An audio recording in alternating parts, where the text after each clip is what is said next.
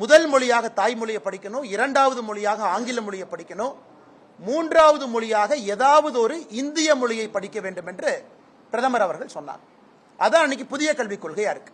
ஆனா இங்கே திராவிட முன்னேற்ற கழகத்தை சார்ந்தவர்கள், குறிப்பாக ஆளுங்கட்சியில அமைச்சர்களா இருக்கிறவங்க, இல்ல இந்திய திணிக்கிறாங்க, மும்மொழி கொள்கை என்றால் ஹிந்தி இந்தி என்கிற தவறான ஒரு பிரச்சாரத்தை வைக்கிறாங்க.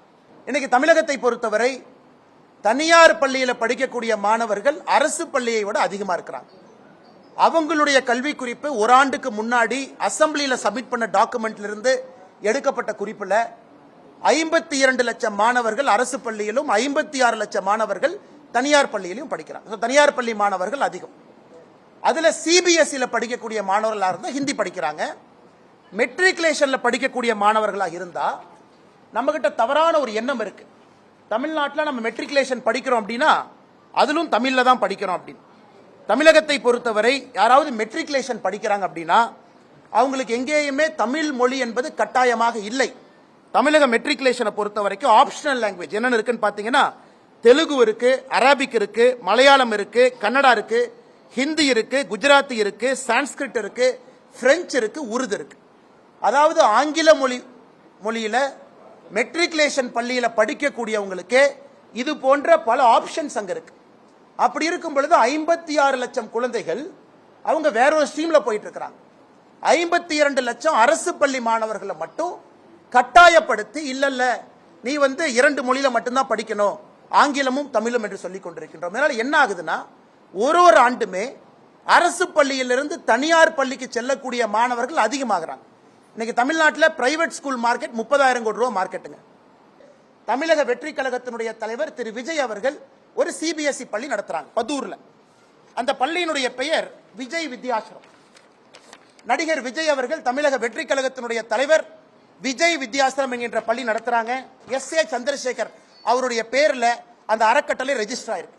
இந்த டாக்குமெண்ட்ல எஸ்.ஏ. சந்திரசேகர் எஸ்.ஏ. சந்திரசேகர் அவர்கள் நடத்தக்கூடிய பள்ளி, அந்த ட்ரஸ்ட் நடத்தக்கூடிய பள்ளி தான் விஜய் வித்யாசிரம்.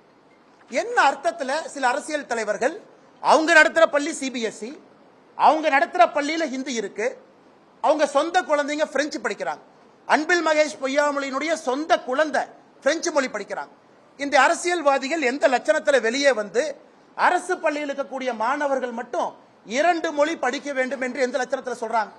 அது தமிழக வெற்றி கழக தலைவர் அண்ணன் விஜயாக இருக்கட்டும், அண்ணன் சீமான் அவர்களாக இருக்கட்டும், தமிழகத்தினுடைய பள்ளி கல்வித்துறை அமைச்சராக இருக்கக்கூடிய அன்பில் மகேஷ் பொய்யாமொழியாக இருக்கட்டும்.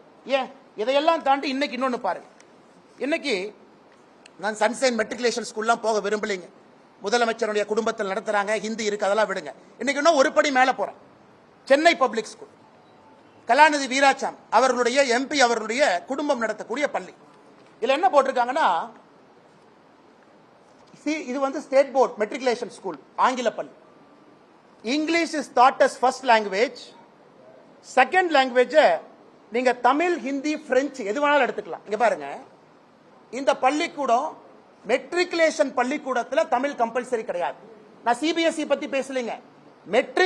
மெட்ரிகுலேஷன் பள்ளிக்கூடத்தில் தமிழ் 2வது மொழி கிடையாது. நீங்க தமிழும் படிக்கலாம், ஹிந்தியும் படிக்கலாம், பிரெஞ்சும் படிக்கலாம். இதெல்லாம் மெட்ரிகுலேஷன் பள்ளியினுடைய நிலைமை. எதுக்காக கூட்டம் சேர்ந்து ஆர்ப்பாட்டம் பண்றீங்க? நீங்க பள்ளி நடத்துறீங்க. தமிழ்நாட்டு மெட்ரிகுலேஷன் ஸ்கூல்லயே தமிழ் கம்பல்சரி இல்ல. 30 லட்சத்துக்கும் மேற்பட்ட குழந்தைகள் 3 மொழி படிக்கிறாங்க. நாங்கள் திரும்ப திரும்ப சொல்வது, ஹிந்தி வேண்டாம் என்று முடிவு செய்தால் 3வது மொழி ஏதாவது படியுங்கன்னு தான் நம்ம சொல்றோம்.